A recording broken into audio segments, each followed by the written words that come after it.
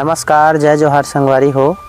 आप लोगों को मैं बताने जा रहा हूँ कि प्याज का नर्सरी किस प्रकार से तैयार किया जाता है और उसमें क्या क्या चीज़ की ज़रूरत पड़ती है, उसकी भूमि की तैयारियाँ किस प्रकार से की जाती है, उसकी क्यारियाँ किस प्रकार से बनाई जाती है और उसमें लगाने से पहले उस मिट्टी को किस प्रकार से तैयार किया जाता है।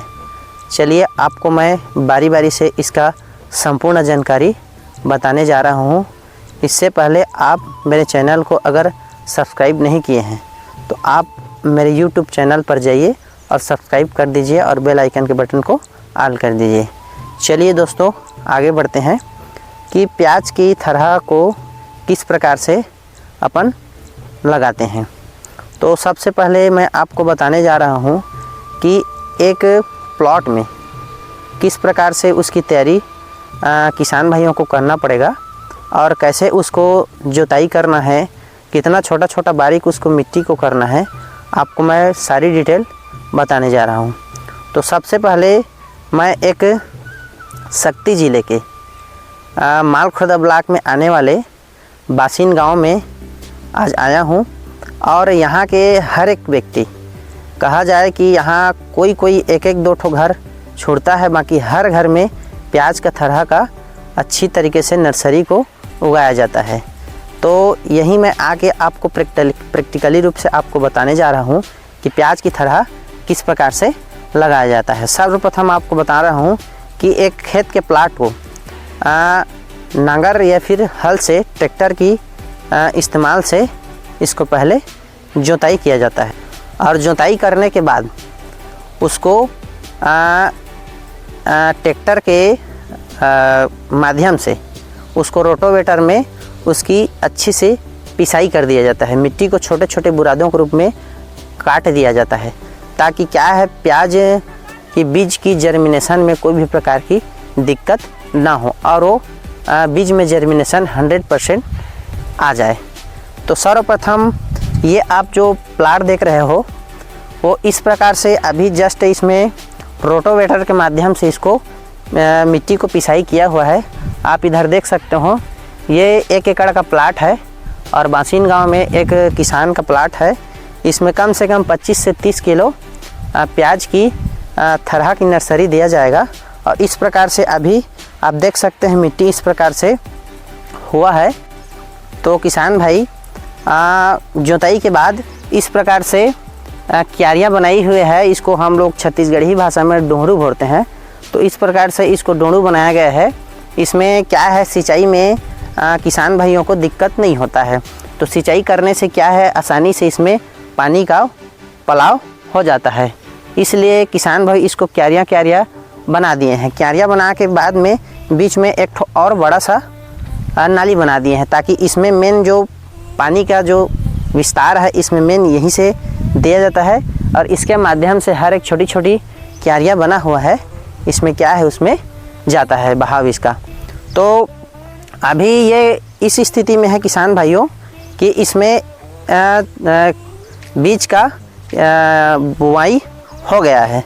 तो बीज का बुआई किस प्रकार से किया जाता है उसको थोड़ा सा मैं आपको बता दे रहा हूँ।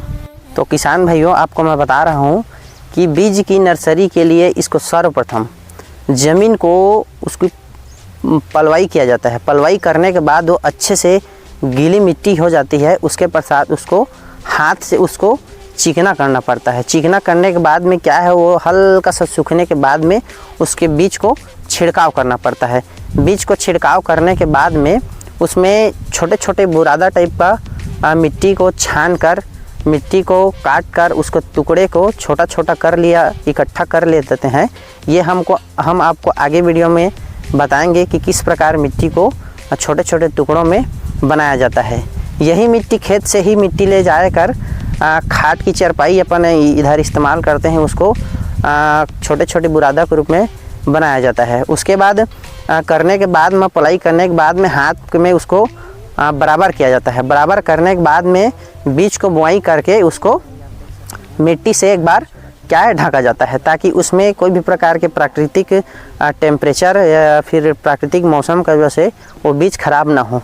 वो करने के बाद में क्या है, 1 दिन 2 दिन मौसम के हिसाब से उसको देखते हैं। छोटा छोटा जब उसमें जर्मिनेशन आया जाता है तो छोटा छोटा जर्मिनेशन आने के बाद फिर से अगले दिन उसको एक बार और उस बुरादा को थोड़ा थोड़ा उसमें डाला जाता है। ये हो गया 2 बार। 2 बार करने के बाद में फिर अगले दिन उसमें क्या है, छोटा छोटा जर्मिनेशन आता है।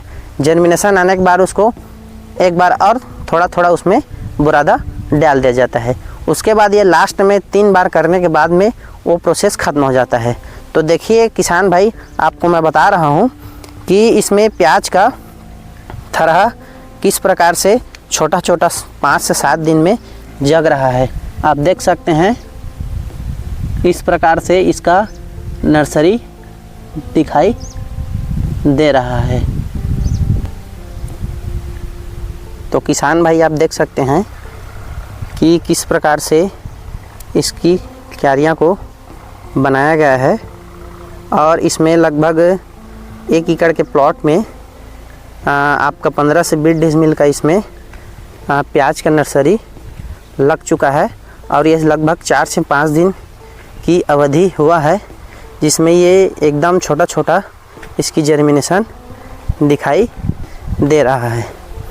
और इसमें प्लस पॉइंट ये है कि आप ये जो क्यारियाँ बनाई हैं उसकी जो खंडित भाग किया हुआ है, इसमें कुछ और चीज़ लगा सकते हैं। तो इसमें यहाँ लगा है लाल भाजी का। तो किसान भाइयों आपको मैं बता रहा हूँ कि ये लगभग कितनी अवस्था में या फिर कितनी दिन में ये नर्सरी प्लांट ट्रांसप्लांट के लिए एक जगह से दूसरे जगह तरह के रोपण के लिए तैयार हो जाता है। तो आपको मैं बताने जा रहा हूँ कि ये अभी आप नर्सरी देख रहे हैं, ये 4 से 5 दिन हुआ है। ये छोटा छोटा जर्मिनेशन दिखाई दे रहा है। ये लगभग 28 से 30 दिन के अंतर्गत में ये क्या है, मार्केट में बिकने के लिए चला जाता है। और ये आप इसको आसानी से एक जगह से दूसरे जगह प्लांट को ट्रांसप्लांट कर सकते हैं। ये प्याज का जो बीज है, इसकी कंपनी की बात करें तो ये बासिन गांव के लोग अधिकतर लाल परी को लगाते हैं। और इसमें मुख्य बात यह है कि इसकी जो जड़ है, लाल परी की जो बीज की मुख्य विशेषता ये है कि इसकी जो जड़ है ये लाल दिखता है। और इसका जो कंद है ये भी लाल आता है, इसका साइज़ भी अच्छा आता है। और ये लंबे समय तक रखे रहने से भी इसमें कोई भी प्रकार की सड़न गलन या फिर टेस्ट में बदलाव नहीं आता है। तो चलिए किसान भाई, आपको किसान के मुख से कुछ जानकारी आपको बता रहा हूँ कि किस प्रकार से कितनी मात्रा में इसकी खेती की जाती है और इसमें लगभग कितना खर्चा आ जाता है और इसमें कितने बेचने के बाद कितना प्रॉफिट हो सकता है। आइए आपको बताता हूँ। तो चलिए कि किसान भाइयों, आपको मैं बासिन गांव के किसान से मुख से आप सुन लीजिए कि प्याज की नर्सरी लगाने में कितनी खर्च आती है और कितना केजी इसमें सीड लगता है और इसमें क्या क्या खर्चाएँ हैं और इसमें क्या क्या बेनिफिट है, आप इसके माध्यम से आप सुन सकते हैं। बताइए किसान भाई। हाँ जी, हाँ तो 50 डिसमिल कम से कम 35,000-30,000 खर्चा आ जाता है। हाँ, नांगा खेती उती सब खाद भी बिसाना पड़ता है। हाँ, बाहर से मार्केट से खाद लाना पड़ता है। गोबर खाद और गाय बैल भैंस के जो मल से जो गोबर से है उसमें क्या है, ऊपर में छिड़काव करने का काम होता होगा। तो उसमें क्या है, जर्मिनेशन अच्छी तरीके से आ जाता होगा। और इसमें कितना केजी बीज लगता है? उसमें बीज लग जाएगा 50 डिसमिल में कम से कम 25-30 किलो। 30 और क्या बोलते हैं उसका अभी रेट लगभग क्या चल रहा है भैया जो लगाते हो सीड? वो बीज जान का है 850, 900, 700 भी है, 700, लेकिन महंगा वाला हम लोग लगाते हैं। हाँ, तो क्या है उसकी महंगा की विशेषता आप लाल बता सकते हो? हाँ जी, उसमें लाल ज्यादा आता है ना जी। अच्छा, उसका जो क्या है जड़ लाल आता है? हाँ जी, कांदा है ना, जो प्याज का जो कंद है वो लाल आता है। तो क्या है, वो लंबे समय तक लाल ही रहता होगा, उसका टेस्ट भी अच्छा से आता होगा, है ना। तो 8 से 850 के बीच में आपका प्याज का जो बीज है वो मिल रहा है। और आप कहाँ से बीज को लाते हो? शक्ति से। ठीक। और इसके लगभग मान के चलिए आप 25 से 30 केजी का आप सीड को जर्मिनेशन दे रहे हैं, थरहा नर्सरी कर रहे हैं। हाँ। तो ये बेचने लायक कितने दिन में हो जाएगा? वो 1.5 माह तक लग जाता है जी, 1.5 महीने। हाँ, लगभग 30 से 45 दिन में वो बेचने लायक, मार्केट में बेचने लायक हो जाता है। और इसको सेल बेचने के लिए आप कहाँ मार्केट जाते हो लगभग आप?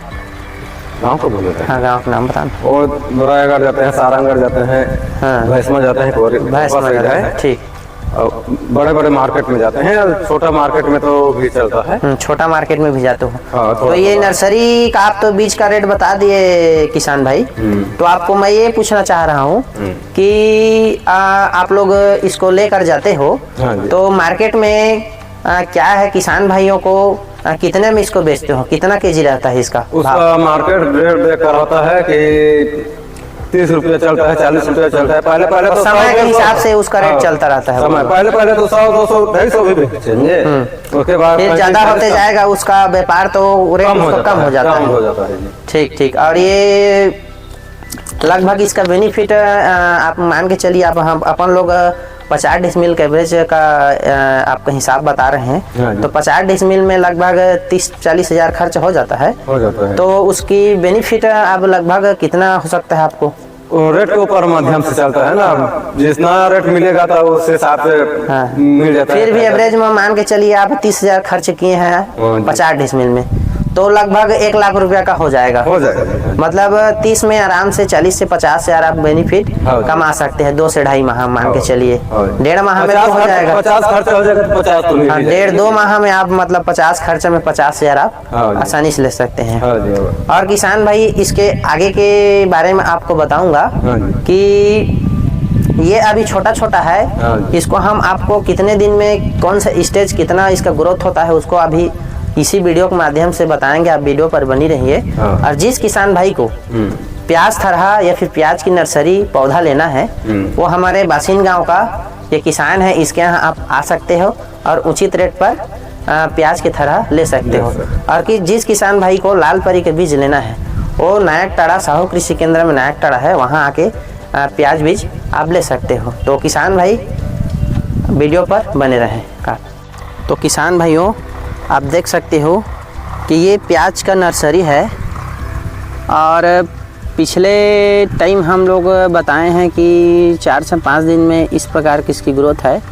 और ये देख लीजिए आप, ये 10 से 15 दिन का ग्रोथ वाला प्याज बीज है, कितना बड़ा बड़ा हुआ है और किस टाइप का दिख रहा है।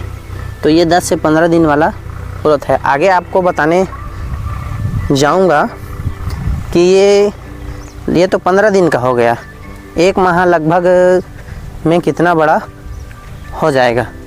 चलिए आपको आगे जाके बता रहा हूँ कि 1 माह में ग्रोथ इसका क्या हो सकता है। देखिए जैसे जैसे इतना हम लोग आगे बढ़ रहे हैं, ये जितना क्यारियाँ हैं हरा हरा दिखाई दे रहा है। तो यही क्यारियाँ हरा हरा दिखाई दे रही, यही 1 माह वाला आपका ये प्याज का थरहा है। देखिए आप देख सकते हो, ये सब हरा हरा दिख रहा है, ये सब प्याज का थरहा है। तो क्या है, बीच बीच में घास भी है, जिसको घास को मारने के लिए इसका दवा भी आता है, ऑक्सीफ्लोरोक्विन 23.5% और क्विजालोफॉप-इथाइल 10%। इसको 10 से 15 ml के हिसाब से दोनों को डाला जाता है। और जिसमें ये क्या है, प्याज बचता है, बाकी सब घास समाप्त हो। ये गोबर का खाद है किसान भाई, इसको प्याज थरहा के ऊपर में छिड़काव किया जाता है।